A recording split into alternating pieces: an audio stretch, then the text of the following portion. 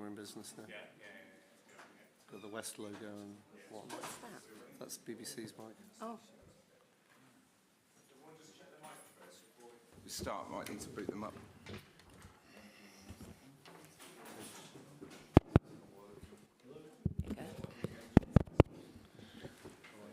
Okay, I'll make a start. Good morning, ladies and gentlemen, members of the public. This is a extraordinary meeting of the Northamptonshire Police Fire and Crime Panel. Today's date's the 27th of November, and this meeting's been convened in light of the recent court case involving the Chief Constable of Northamptonshire Police. Members had requested an extraordinary meeting, of which had my support and that of the Deputy Chair, Dr. Coos. So I'll move on to item 1 on today's agenda, which is the apologies for non-attendance. That's Councillor Eddie MacDonald of North Northants Council, who's substituted by Councillor Graham Cheatley.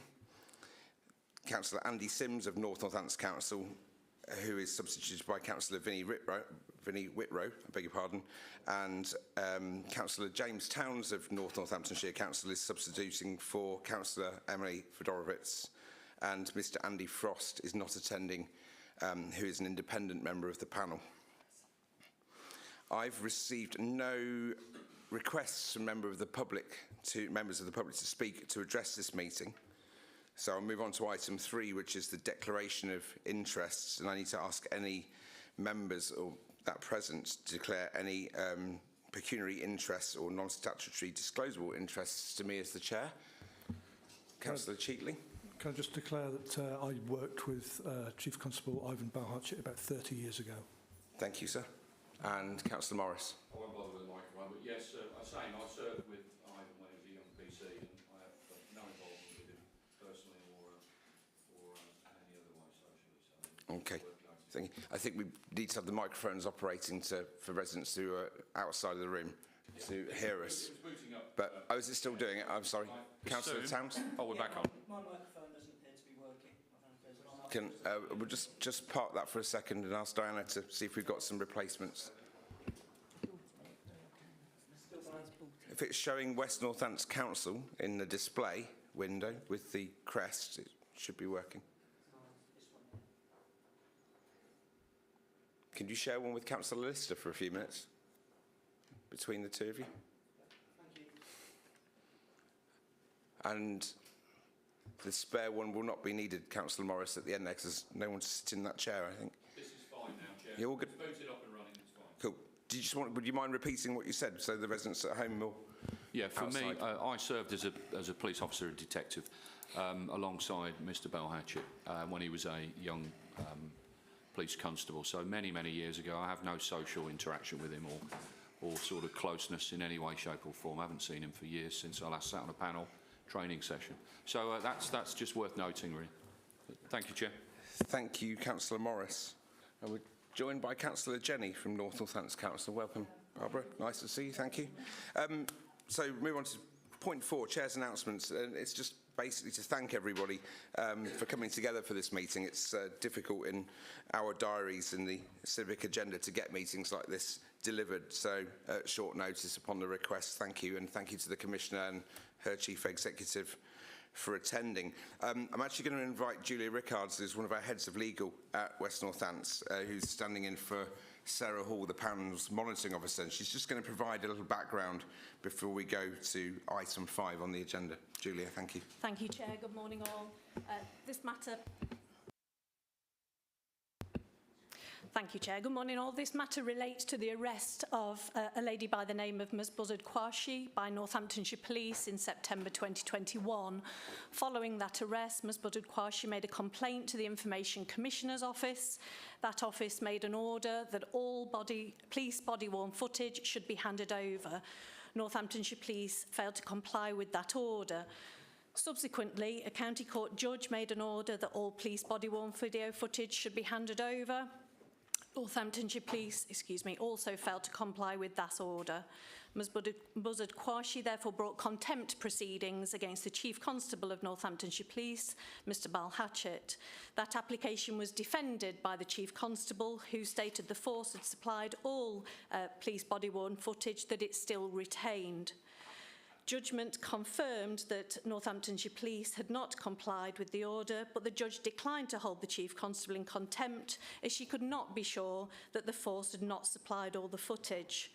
Ms Buzzard-Quashie subsequently appealed that judgment. The Chief Constable then conducted a data audit which revealed the existence of further video footage that ought to have been disclosed pursuant to the County Court order. Consequently, the day before the appeal hearing, the Chief Constable conceded the appeal. And for the panel's information, the Chief Constable was appointed to the role in February 2025, having stepped into the role of Acting Chief Constable in October of 2023. Thank you, Chair.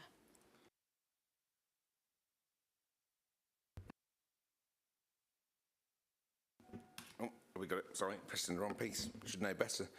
So, thank you for that, Julia. So, item number 5 on the agenda then, the response from the Police Fire and Crime Minister to the Court of Appeal of Judgments. Just to confirm again that the panel meeting was called following a request from 4 panel members.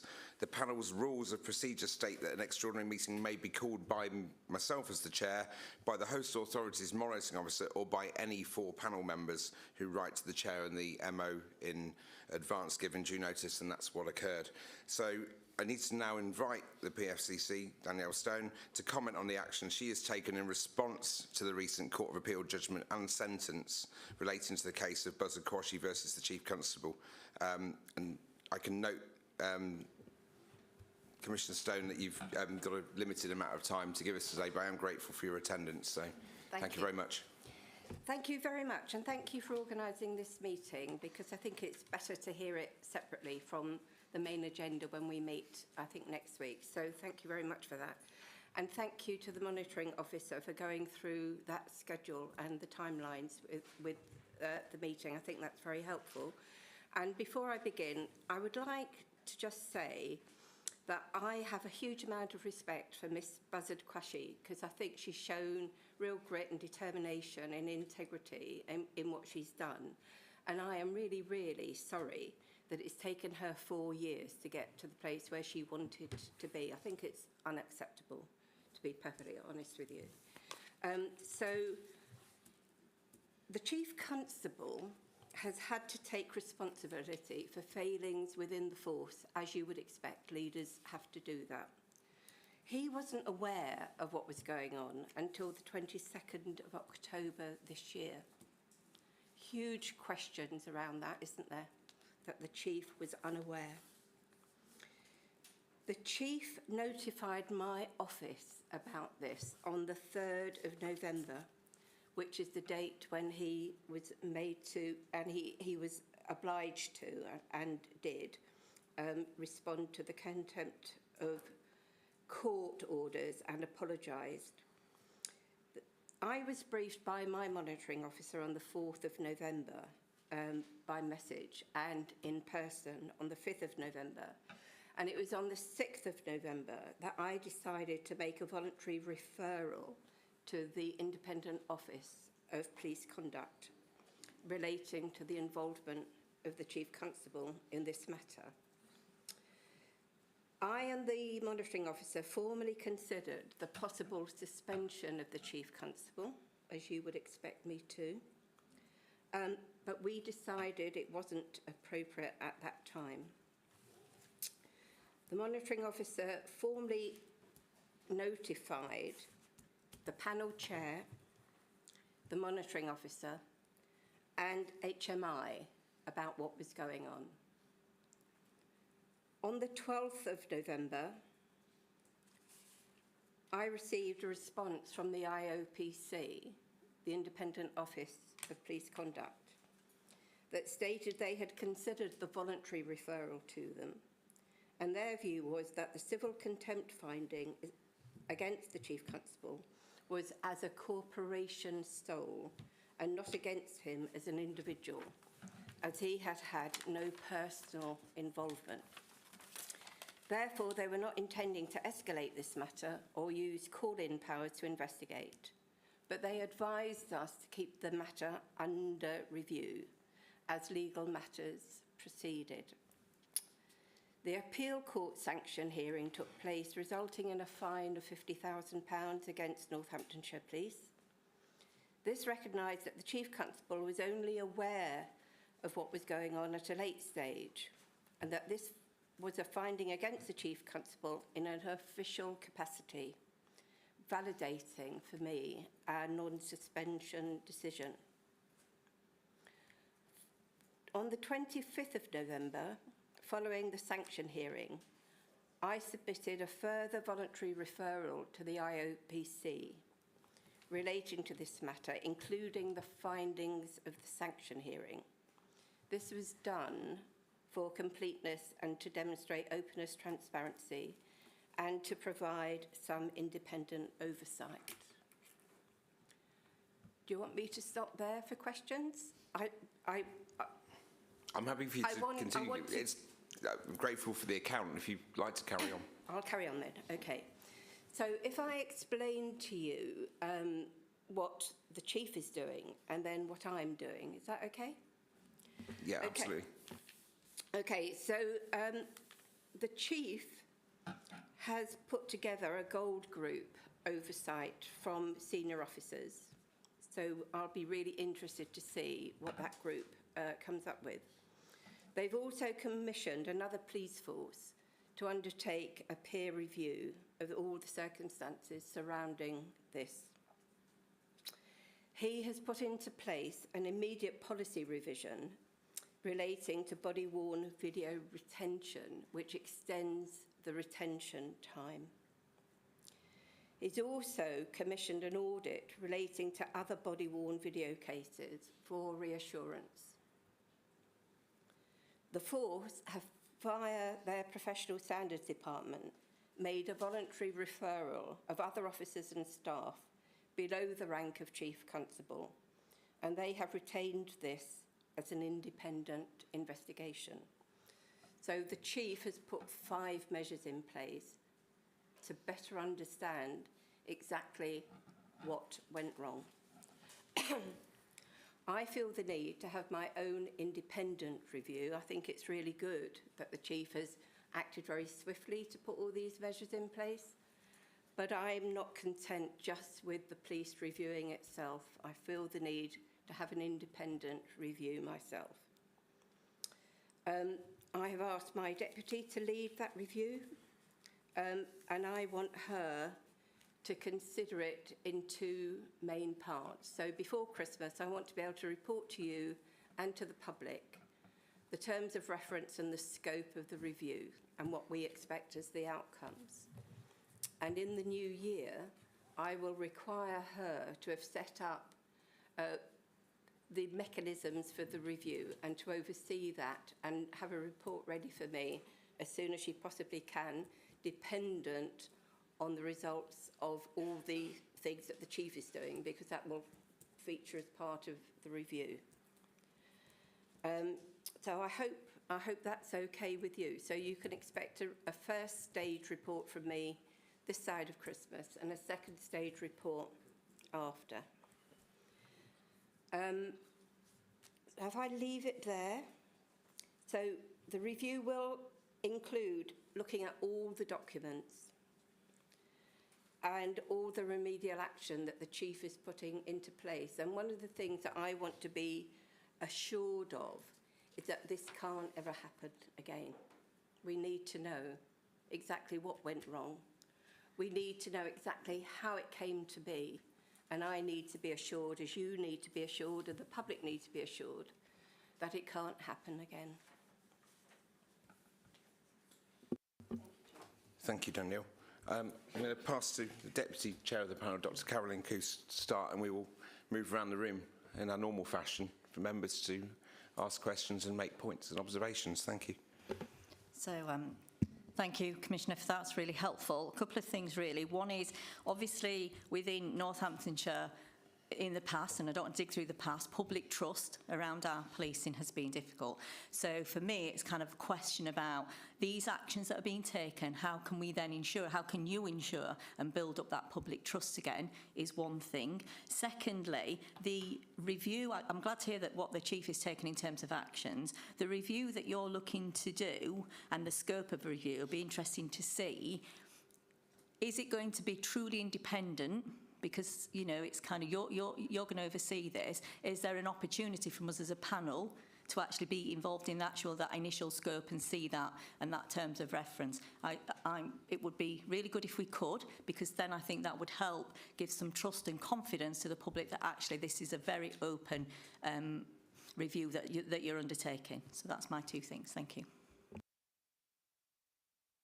I think you're absolutely right to pick up on that question of trust. I cannot tell you how angry I have been over this matter, because we have done, as you will be aware, a huge amount of work out in the community to build up trust and confidence in policing. And honestly, you know, this has set us back. I'm not quite sure how much it set us back, but it isn't at all helpful, is it?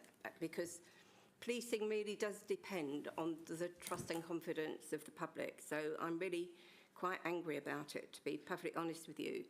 All I can say as reassurance is that we will be open and honest with you and with the public about everything that we discover and we find out, and we will put measures in place to make sure it doesn't happen again.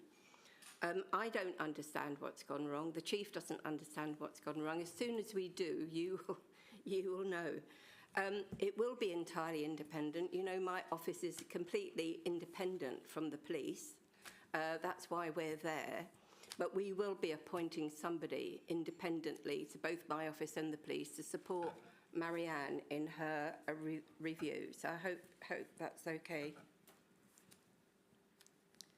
Yes, thank you for that. It's good to hear. And as I said, the trust element for me is going to be is a bit of a worry.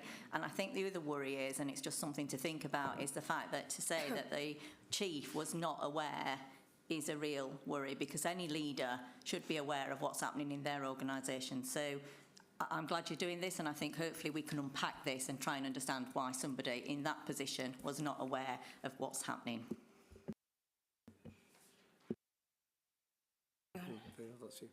Oh. I agree with you to an extent, but not completely. So you've been a leader of a very large department, haven't you? And you will know there'll be millions of things going on that you don't even want to know about, because you're not a micromanager, you're a strategic lead, and you don't need to know the fine detail of everything that goes on. For me, that's not the issue. The issue for me is, why wasn't he told? You know, this has been going on for 4 years, and he was only told in October. That is completely unacceptable. And I was only told at the beginning of this month. That is completely unacceptable. And the fact that people weren't responsive to an order from a court, really, really unacceptable. So there are clearly lots of questions to be answered here.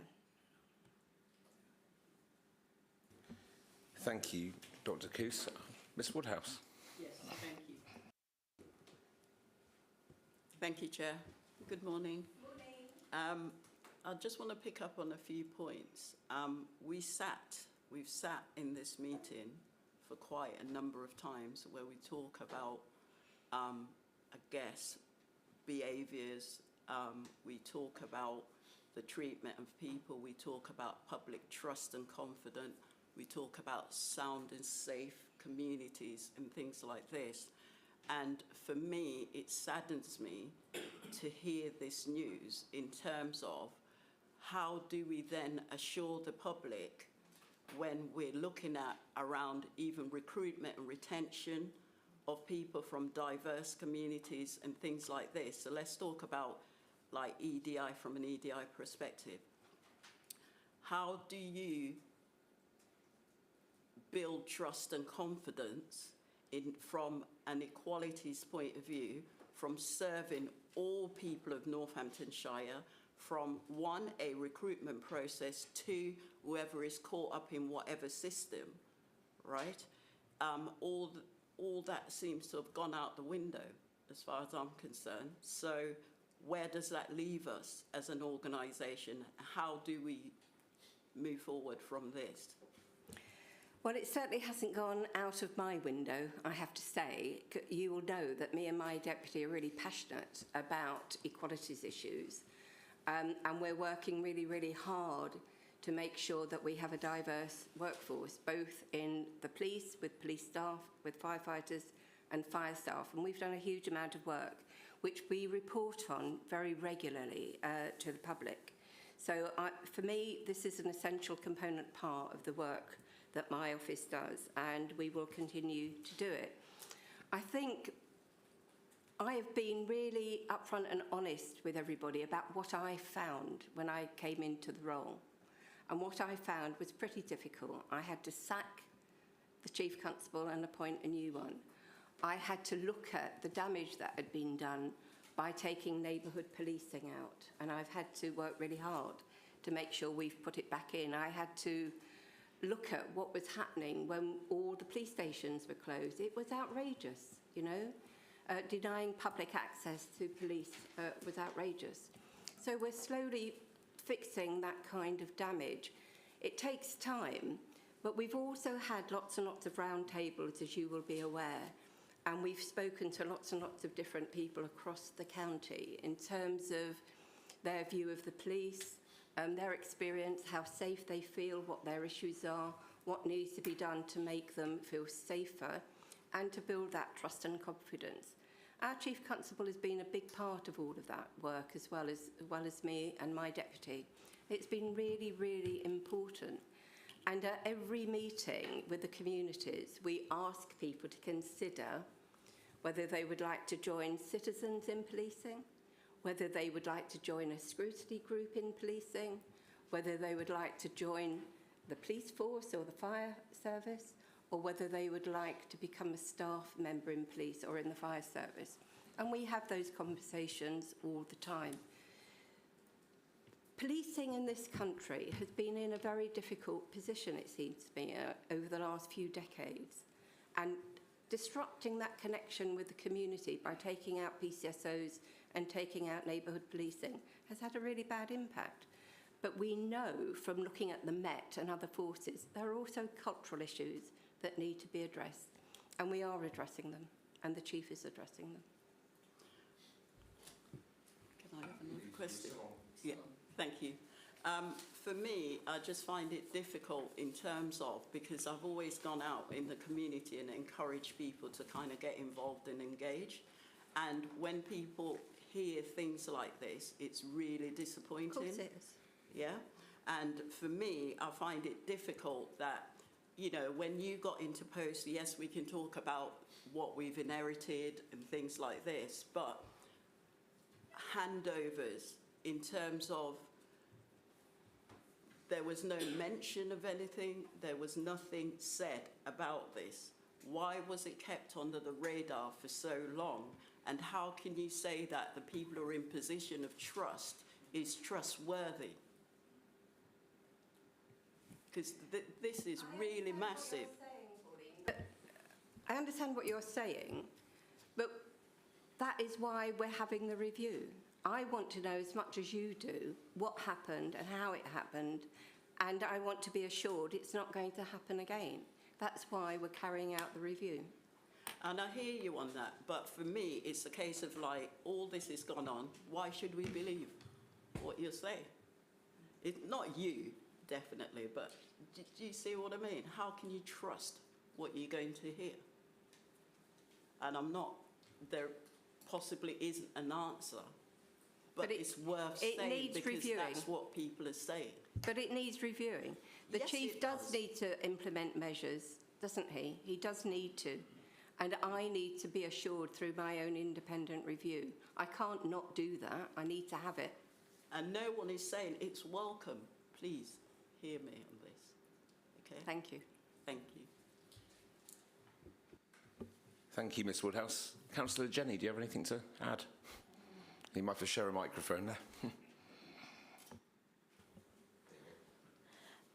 Yes, thank you. There's obviously been a huge amount of damage to the reputation of the police and an impact on the budget. I support the comments made so far. I suppose my big question, although it's reassuring that steps are being taken to address the situation, Do you not feel this is something that you personally should undertake and not pass to your deputy? Thank you for the question. My deputy has had many, many years of investigating matters in the health service. I think she's highly qualified to undertake this bit of work for me.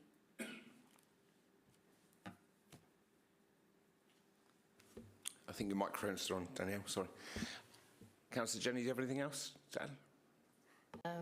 No, only that in view of the seriousness of the situation, I would have thought you wanted first hand.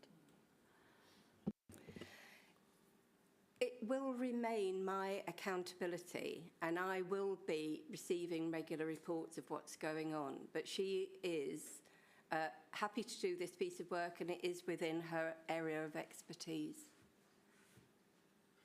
I will be keeping a grip on it, Chair. Thank you for the reassurance, Danielle. Councillor Keeble. Thank you. Thank you.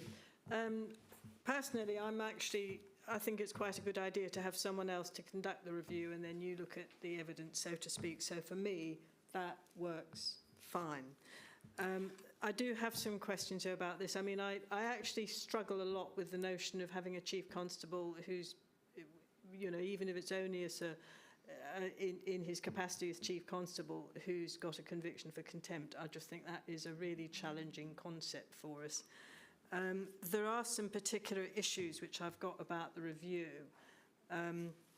which would be good to know they're being taken into account. One is that I did see that there was actually, the Chief Constable missed his deadline for submitting his personal witness statement. That was reported in the media.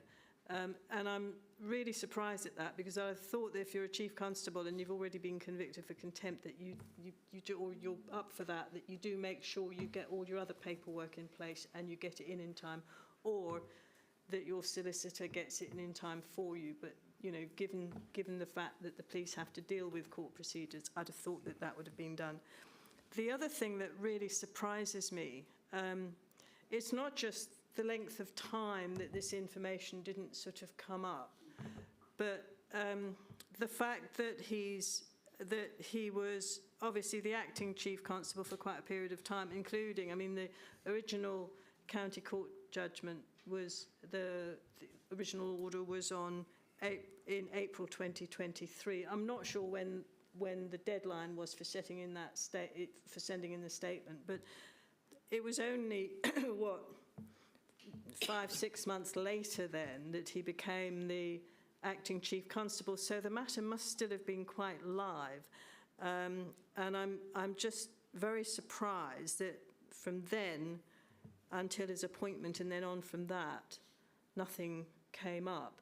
And I'm particularly surprised that all of the trawl for a chief constable was gone through and it didn't come up, because just thinking about if he'd been standing for commissioner, he'd have been disqualified, you know? And we had that problem previously, as you know. So I find it hard to, I could understand systems maybe not working for a little while, but that's a really extended period of time. And certainly, I take your point about the strategic direction, but if you're a strategic director of something and you're going in to go for the job, you go in and you ask where all the skeletons are, and you shake the place down and you make sure you know what's going on. And he had a lot of opportunity to do that. So I do hope that earlier period will be looked at as to what happened in the appointments process, that information wasn't made available. And also, I'd just like some clarification about the court order, as when that statement was, when the video was supposed to have been released by, because I'm not quite clear about that. And just that it will also look at the paperwork surrounding the witness statement as well. There's an awful lot there. Thank you, Sally. I should have said right at the beginning that the findings against the chief was a civil, not a criminal matter. So we really do need to bear that in mind. He wasn't found guilty of any criminal offence. And the contempt of court that was found against the police force was something that was happening that we have yet to understand, and we will understand through the review. The timeliness of the documents being sent to court is a huge issue, and it's a great concern of mine.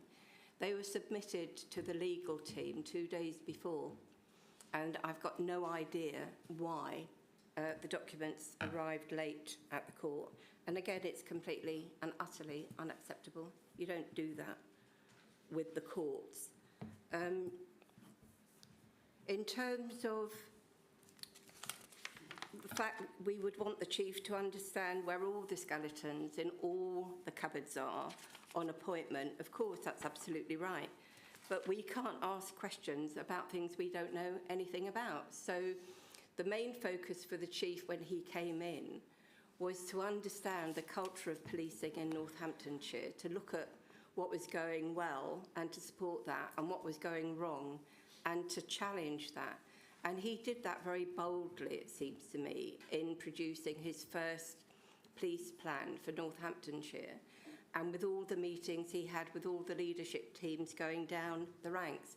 And what he was insisting there is things that we would approve of at this panel, which is about ethical policing, about being open and transparent, owning your mistakes, being honest, and all of that. Not once in any of those meetings did anybody come forward and let the chief know about this particular case. It's completely, utterly unacceptable.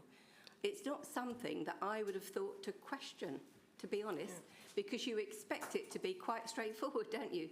Somebody asks for body-worn video, you got it, you produce it. So we need to really find out what happened. Chair, can I just come back?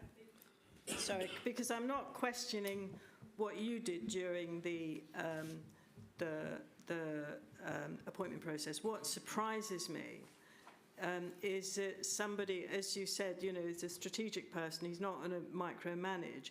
But normally, if you start in a place, you say, okay, you know, where are the skeletons? And it was in his interest to have done that. And that's what completely bamboozles me about this,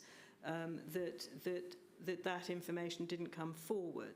And it was information which, you know, we had a similar case, as you know, with the former Labour candidate for Police and Crime Commissioner, where something came up during the process and the person was disqualified. So I'm particularly surprised that that didn't happen.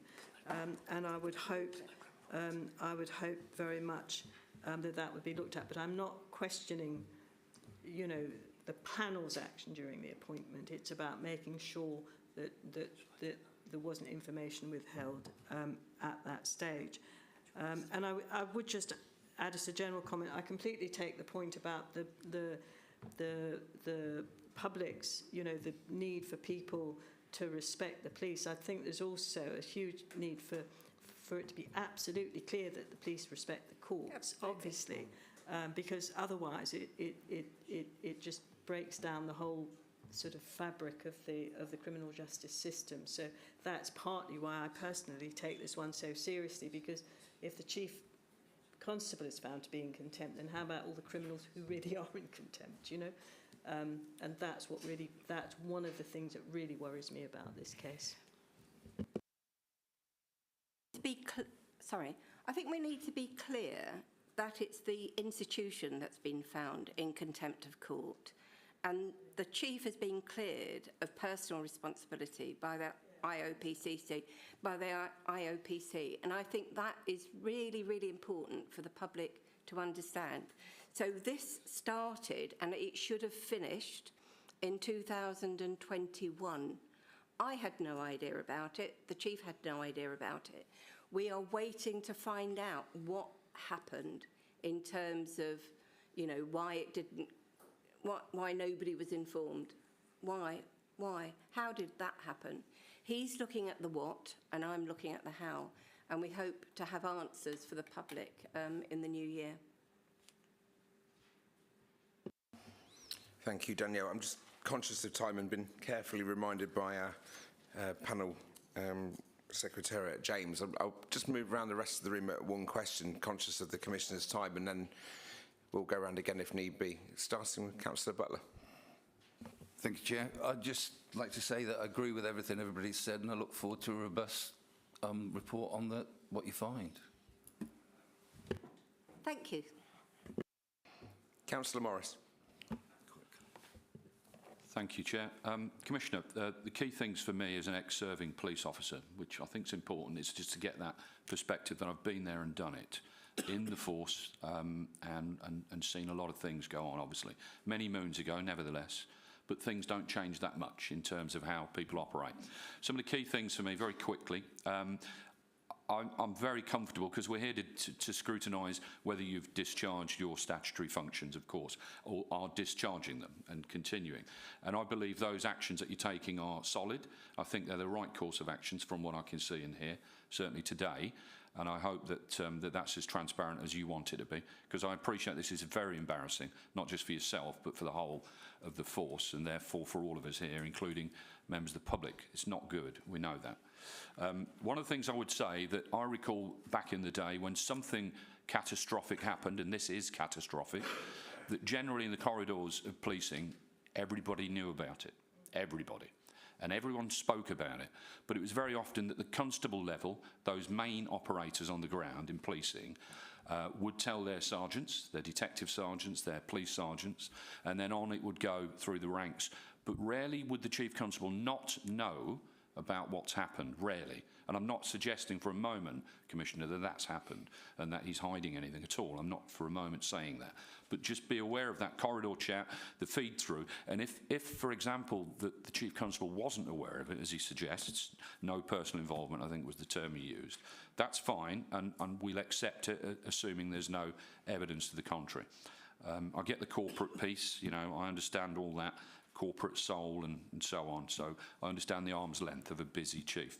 But what I would say, and this is just a word of caution from, again, my experience, if we're going to go to this peer review, which is an independent police force, which has been mentioned, be wary about those peer reviews and have a look at those peer reviews, please, Commissioner. And please make sure, as I have found historically, the peer review done on several cases that I've overseen as a seasoned corporate investigator now, who works for some of the biggest companies in the world.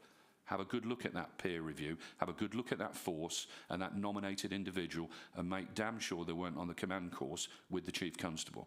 Do you understand what I'm saying? Please do that for us all. But other than that, I'm comfortable that we're heading in the right direction, that you are indeed discharging your statutory duties. And I'm sorry to go on, but these are very important issues for the public, as well as all of us around this table. Thank you. Thank you very much, Councillor Morris. And I really appreciate your view on all these matters.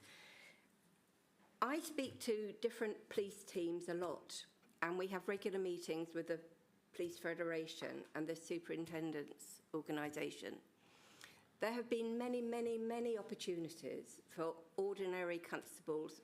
There's no such thing as an ordinary constable. There's been plenty of opportunities for anybody through the ranks to come and tell me about anything to do with this matter and to tell the chief. Nobody has come forward to me at all. And I do absolutely believe the chief when he said nobody has come through to him. And it is a conundrum. And I'm not embarrassed about it. I'm furious about it, to be honest with you. It's not what I want. It's not what the chief wants. It's certainly not what the public wants. We want to have trust and confidence in our policing, and we need to know exactly what went on. Absolutely. Thank you, Commissioner. Appreciate that. Thank you both, Councillor Morris, Commissioner. Councillor Lister. Thank you, Chair. Commissioner, you told us that the Chief Constable wasn't aware of what was happening until October the 22nd, that he can't be expected to know everything. It wasn't an admin error, it was a contempt of court. For years, his force was making wrong statements to court, withholding evidence. The Court of Appeal called it willful disobedience, and his own force decided contempt of court wasn't important enough to tell him. What does that say about how Northamptonshire Police operates? What does it say about its culture? And who decides what the Chief Constable needs to know? How can the public trust a police force that operates in contempt of court while its own leadership isn't even aware of what's happening? You said when you appointed the chief that your vetting was really robust and you were setting the pace nationally. How did we miss a contempt of court proceeding?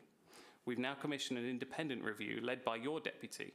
The Chief Constable has commissioned a peer review led by another police force, neither of which are independent. What we really need here in Northamptonshire is a genuinely independent, systemic review of policing, not by a political deputy or by another police force, but by an external expert with no connection to police or your office. 2 weeks ago, the government announced that the police and crime commissioners will be abolished, calling the role a failed experiment. Moments like this are exactly why. If you won't commission a truly independent review, then we're proving why you're not fit to hold this office. The people of Northamptonshire deserve accountability, not our deputies marking our homework, not police investigating police. We need the accountability of this office. Thank you. Thank you very much, Councillor Lister. My office is completely independent of policing. We didn't know about this, and the Chief didn't know about this. And the people involved are not just police officers, I have to say. So one of the things that the review will look at with our independent reviewer, working with my deputy, is exactly what went wrong, who was involved, and how it went wrong. The thing that I'm really bothered about is if this could happen once, could it happen twice? Could it happen 3 times? We really need to find that out. So I'm really anxious that we do have that review and the review concludes quite quickly. You must also know that the police force will be inspected early in the new year. So that inspection process has already begun and it will be concluded early in the new year. So it's the inspectors who look at the workings of the police right the way through with different themes and at different levels. So I really look forward to receiving that inspection report, and I'm sure you do too. Do you really believe that's independent? And do you really believe that the people of Northamptonshire will trust the review undertaken by your deputy, even though your office is independent, it's still your deputy and your chief not telling you and him being told what's happened through a contempt of court proceeding? Do you believe the people of Northamptonshire, this review will rebuild the trust in policing that we don't have in Northamptonshire? I think the public can take some comfort from the steps the Chief has already put in place. I hear what Councillor Morris was saying in terms of the peer review, and of course I will be very interested to see who's involved in that and what they report back. But that is the reason why I'm also commissioning my own independent review, because I want the police to reflect on their own practice and to look at what has happened internally. But with something like this, I feel it's really, really important to have an independent review as well. And we will be commissioning an independent person to work alongside my deputy to do that. But I also think the inspection will have something to say about all the different ways that policing happens in Northamptonshire, and I look forward to their report as well.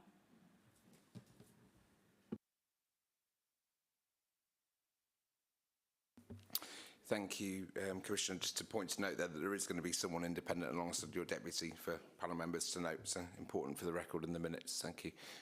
Councillor Towns. Yes, thank you, Chair. Yes, thank you for outlining the history and the actions you're taking, Danielle. Just 3 quick queries. You said that additional footage has been found. Has that been disclosed to Miss Buzzard-Quashie? Secondly, I haven't done a deep delve into the history of the case, but are you aware of any media coverage? There may be other people who are aware of media coverage previous to this, in the build-up to this case over the 4 years.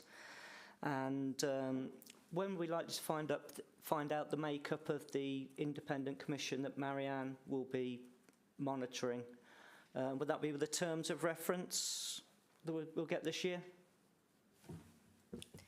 Yes, it will, in answer to your last question. I'm not aware of any media coverage related to this case prior to now, to be honest with you. What was your first question, sorry? Has all the footage been handed over now? Yes. It's been disclosed. Yeah, Thank you. Thank you, Councillor Towns. Councillor Cheatley. Thank you. It was just one question, really, in two ways, if you like. Upon taking up interim leadership in October 23, after replacing the previous sacked Chief Constable, was there any full audit of all high-risk litigation, something that, as a leader, you'd expect to carry out? That's the first question. Or did the Chief Constable do that?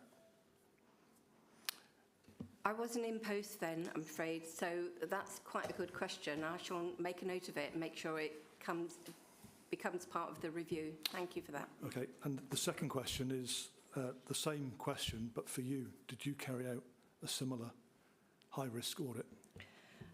No, I didn't, but I've got people in place to advise me when anything like that happens. Nobody did, so nobody knew about this particular case. If it was ongoing and people knew about it, they would have told me, I'm pretty sure. So nobody in my office was aware of this case. And I'm not operational, you know. What we tried to show at one of the panel meetings was how we hold the chief to account. So we hold the chief to account by looking at the data. So we look at the data for different areas of crime, for example, and we call him to account for that. That's my role. Yeah, just one final question. Was there any sort of handover for you then in relation to high-risk litigation? No. No. Okay. Thank you. Thank you both. Councillor Kellett, you okay with sharing a mic? Hi, Daniel. I've listened to everybody on this panel. I've listened to you as well. And if I was a member of the public, it wouldn't be a good look for Northamptonshire Police or the Police and Crime Commissioner's Office. I can't accept some of the things that I've been hearing. You know, I can't believe that, you know, a head of operation, a chief constable, you know, hadn't got, as Craig said, wouldn't have known what was actually going on, even if it was just rumours or whatever, because I think I've even heard about this case before it actually broke, you know, in some requests, you know what I mean? So I find it disturbing. I don't think we've got enough time to go through everything that's been said on this panel. You know, I would like more time because there's so many things that I would like to challenge and question about the operations of the police. But one last question I'll leave you with. You know, we had similar things with the BBC where the Director General had to step down. You know, when you lead, when you take on a role like that, you know the consequences. And surely, as a Chief Constable, you know, you would take responsibility for your actions, your police, and do the right thing. But you know, that's my observations. I'm a bit concerned about what you've just said, Chris, because if you knew something like that was going on, you could have told me, and I would have had it investigated. So if you do have any prior knowledge, can I ask the review team to talk to you? I've spoken to you several times on things that I had concerns with before you became Police Crime Commissioner, right? Okay. I also urge you to say that you people can come to you and express their misgivings about things. But I actually sat on a subcommittee last week where people did try coming to you, and nothing seemed to have taken place on that. You know, so we're talking about this specific case, Chris. But both of you, may I intervene as chair just to make sure we stick within the purview of this panel and its responsibility today, if we could, please. And there's an opportunity for another panel meeting on the 4th. I can happily take a question under any other business on the 4th of December. If we can go back to the substantive purpose of today's meeting, please. But if you ever want to chat with me about things, I'll gladly do that, Danielle. You know that. Okay, thank you very much. Councillor Whitrow. Thank you, Chair, and good morning. There are a couple of things that are spinning around in my mind. I won't tell you my background, but if I've got two constables that knew the Chief Constable when he was a constable, he's been with the Constabulary in Northamptonshire his whole career. So I don't accept that he's only been, he was deputy from this time and then he took over from 20. He's been here for his whole career. So he's now the Chief Constable who has no idea what was going on from day one. That makes him awfully approachable by his subordinates. And having been in command, I'm also not a great fan of marking your own homework. The other one that gets me is this Gold Group. Gold Group are made up of individuals that are high rank within the police service of Northamptonshire. I wonder how many of those in 2021 were involved with this and now find themselves on the Gold panel because they've moved up the ranks. And it's great. I agree that yes, he is the Chief Constable and he's going to fall on his wanting to fall on his sword. So he should. That's what he gets paid for. This isn't, in my opinion, even with an outside review, with an outside police force, going to be at all unbiased. It isn't at all going to be transparent in the eyes of the public. And the big thing that people are forgetting at the moment, that £50,000 came from the public of Northamptonshire. And soon people are going to ask us to cough up some more on our council tax. And if we haven't got this right at the moment, I don't know how the police service can actually even come to the public and actually ask for extra money this year because they're wasting it by not following through.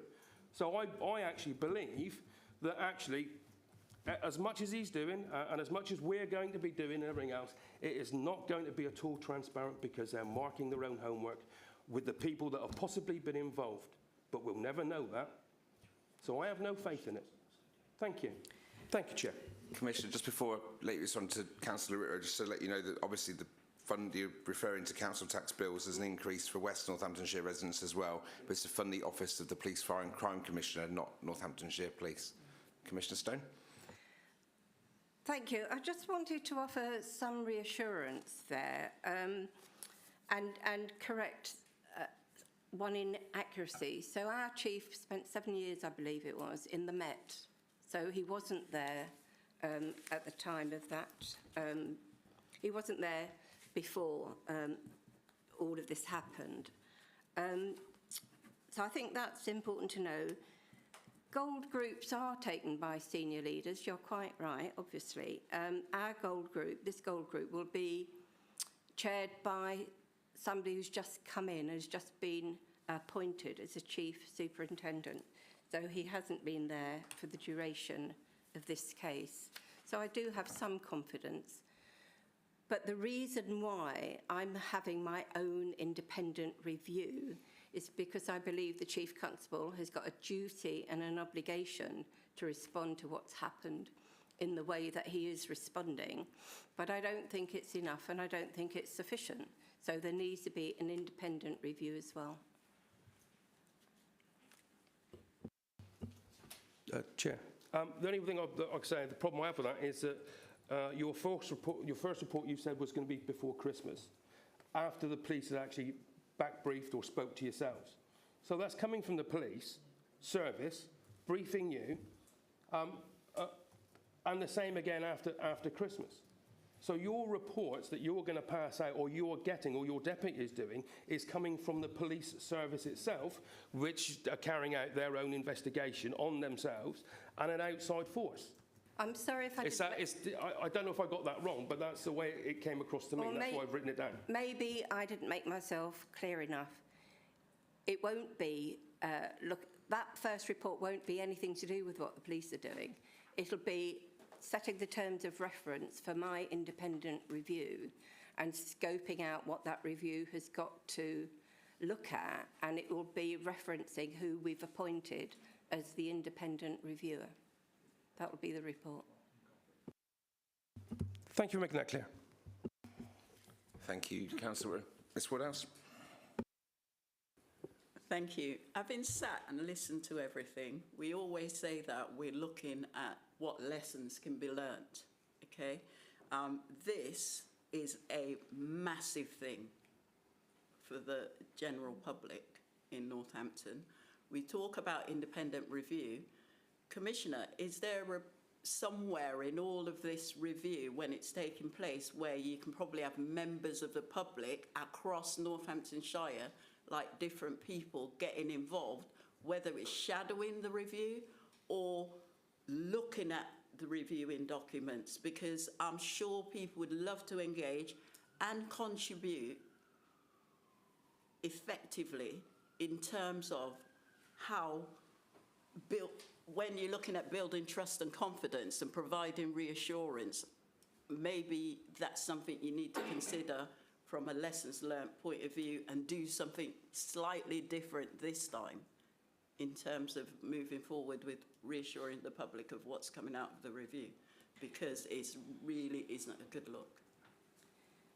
It certainly is incredibly concerning, and I share your concern about it. My office is spending a huge amount of time going out talking to the public. We've got focus groups happening even as we speak. We've just carried out an exercise with, how many was it, 2,000 young people? I haven't got them down, but 2,000 young people, around that number, asking them about their experience of policing and their views about policing. And it's something that we take great pride in, our contact with the public. I think in terms of the review, I want it to be as legalistic and as forensic as we can possibly make it. And I don't think we'll be inviting the public into that particular context. What we will be doing is continuing to go out to the public to hear their views about and their experiences of policing in Northamptonshire. And when we collate that information, it'll be part of the conversation I have with the Chief. Thank you, Commissioner Stone. Councillor Kerr, I'm just conscious of time. I had a few notes before Councillor Coos, but I'll allow. Thank you. So can we just be clear that with the review, that's the one that's going to be chaired by your deputy. It will have an independent professional advisor who will be notified of, and then it will have other members as well. Can we just ask that we see the structure of that and the terms of reference before it happens? I think a side conversation on the desk with Dr. Coos might shed some light on our thinking to go to propose to the panel, but I'll sum that up in recommendations at the end. Dr. Coos. So thank you. So listening to what everybody said, and I think it's important, and you get the feeling, and we know the concern about from the public. So in terms of the review, what will be really helpful is to understand who will be on this independent review. I know you've talked about your deputy. For the panel to actually see the terms of reference and the scope so that we can actually look at that and, if possible, maybe make some comment and some influence. And I would say, and I know, go back, Danielle, to saying, yes, I have been a senior leader, but as a senior leader, you work on the basis of no surprises, and for somebody in that position to have that surprise is a worry. So I would suggest that part of the scoping or something forensic you want to look at is about organisational culture within the police service, because there is something there inherent that makes it that people don't feel able to speak. Now, I know you've done lots of work with the community, but I would ask that we would consider, I would ask from a panel perspective if that could be considered, please. Thank you. It certainly will be, and I agree with you. There must be some cultural blockages in the system somewhere, and I am really keen to learn what they are and what can be done about it. Of course, that must be part of the problem. We haven't yet got to the stage where we've done the terms of reference or the scoping.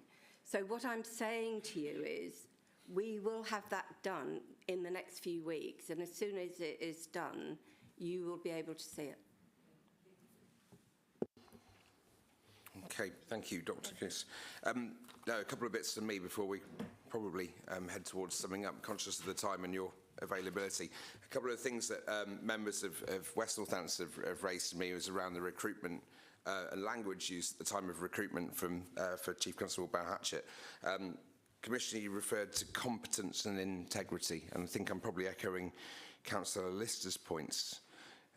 Do we have that today in Northamptonshire Police? Is there trust in the public that they are competent, and do they have the integrity? Since we've now got two occasions, we've got a former Chief Constable about to stand trial for fraud and misconduct in public office, and we have a current Chief Constable with a contempt of court conviction.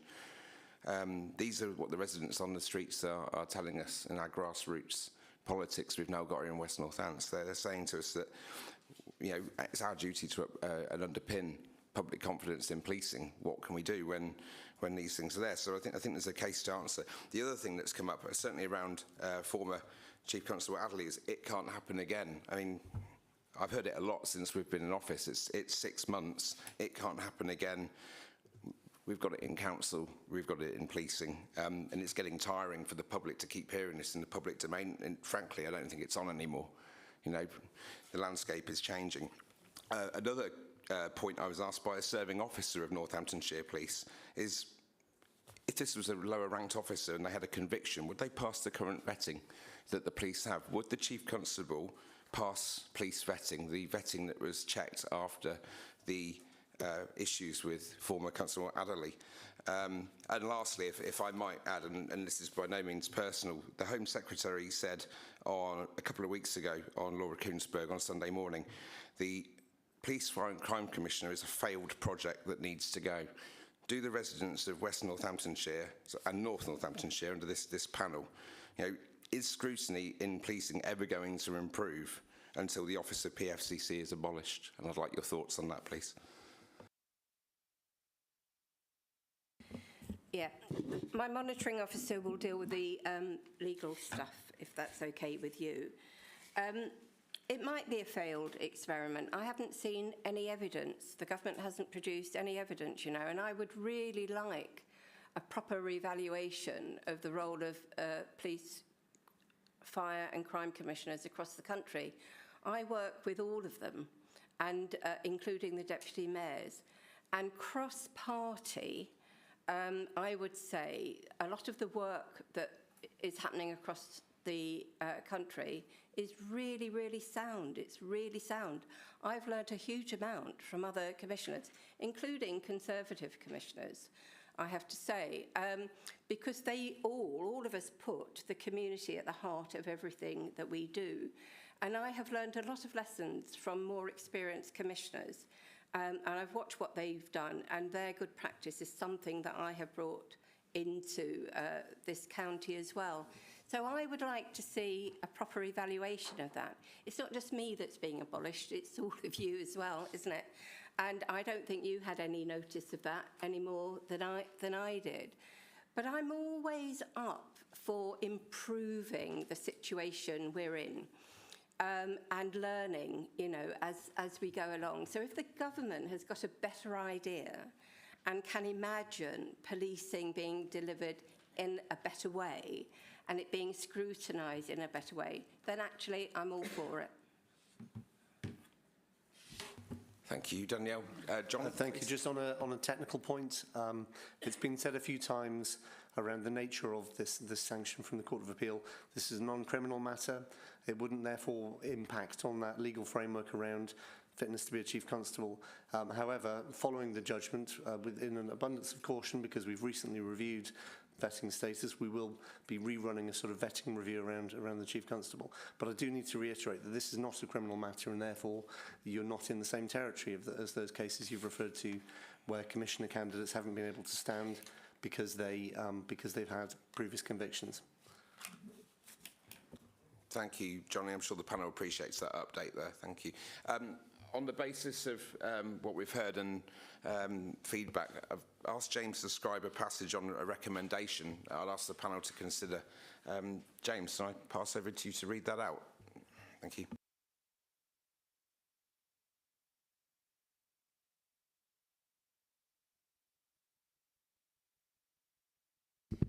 So it sounded, Chair, from earlier comments, particularly by the Vice Chair, that what the panel is saying is that it would like to be able to see the terms of reference, the proposed terms of reference and scope for the Commissioner's independent review, and for the panel to have an opportunity to have an input in those before they're finalised. Is that correct? Yes, thank you very much. And I'll take you may, Commissioner. Can I respond to that? There was a suggestion that either me or somebody from my office, my deputy maybe, joined the Gold Group. And I said no, because we need to be independent of that, because we scrutinise the chief and all his operations. I feel exactly the same way. It's the same relationship that you have with me. Your job is to scrutinise me, not yourselves. So you can't put it, in my view, you can't put yourself in that frame. I would advise against it. I think you need to remain independent enough to carry out that scrutiny function. Just 1 second while I confer with James. We will, of course, share the terms of reference and the scoping. So, at the risk of putting words in the panel's mouth, I think the panel is not saying that it wants to be involved in doing the independent review. The panel is saying it wants to have some input as a critical friend in the terms of reference. Councillor Keeble, please. If we can see and comment on, and then obviously what happens with the comments, I take the point about the scrutiny. I think that's fine. Yeah. I'm happy with that.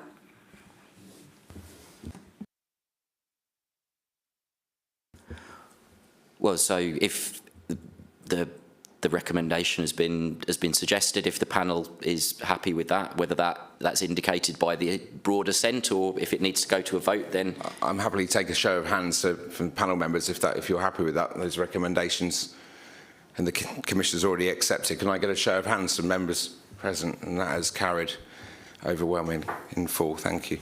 Thank you, Commissioner. I think at that point we've concluded all business for the panel. There's just one further factual point, which was I will the allow. previous Police, Fire and Crime Commissioner candidate wasn't convicted, he was cautioned.